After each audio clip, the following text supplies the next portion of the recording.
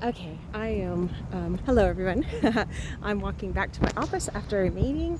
Oh gosh, I love that I can just walk to the places I need to go. Makes me very happy. So I had two appointments yesterday. I saw the radiation oncologist and I saw the medical oncologist. And everything is looking really fabulous. So we have two more things that need to be tested. One of them is genetic testing, and one of them is MRI. I get the MRI next week, the genetic testing they're doing, and he's going to rush it. So if those two come back well and good, then it looks like I might even get to skip chemo. I'd have surgery and radiation, but I'm like, pfft. And then I'd also have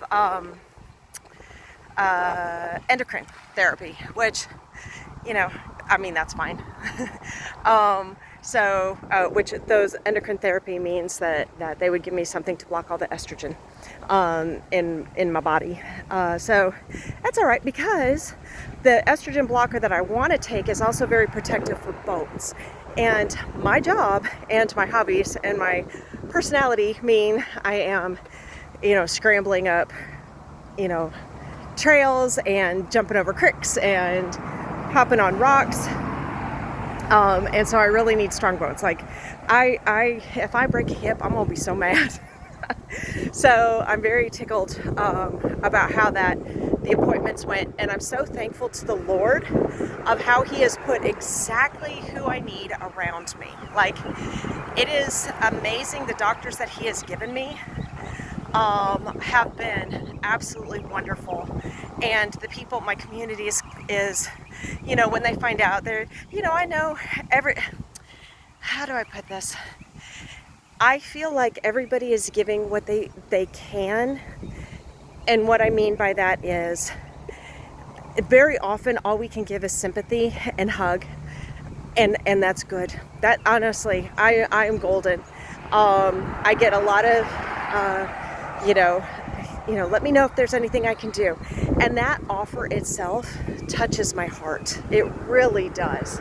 And I know that there's a group that I could actually call and say, okay, I'm holding you to that one. Come feed my chickens. So sorry, there's somebody was turning in, and I was going to cross the road, and he was being very patient to wait for me. So I feel, I've always even, I don't know how to put this without it sounding maudlin, and I don't want to sound maudlin or ridiculous or edgy McEdgerson, but, it is very easy for humans to feel alone, even when they're with somebody even when they're surrounded by people who love them, and even when they're loved by the Lord, because, we're always loved by the Lord, but people still feel alone. Why is that? Because that feeling of aloneness comes from inside, not from outside. And I mean, sometimes there have been times in my life where I was truly alone. I should differentiate between alone and lonely. So people can feel lonely and separated from others without it being accurate, and sometimes it is slightly accurate. I mean, there are people who really struggle, and I've really struggled with that before. But then I realized I got into a habit of feeling individual and alone and independent. So I became really independent, because I was the one I knew I could rely on, me and God. But even with God, I kind of kept Him kind of at a bit of a distance.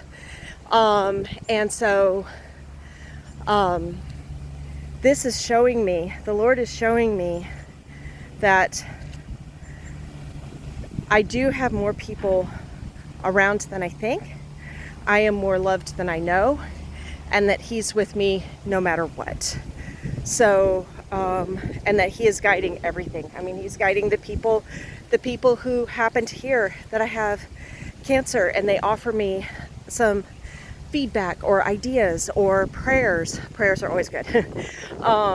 Or just a hug or sympathy. So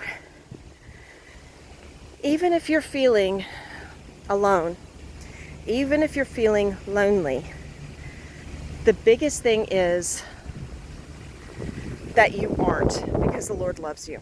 If you're in the Lord, you have more love than you cannot even internalize all the love that you have.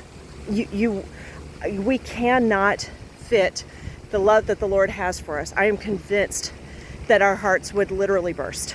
And so know that there's that, and then look around and see what people might be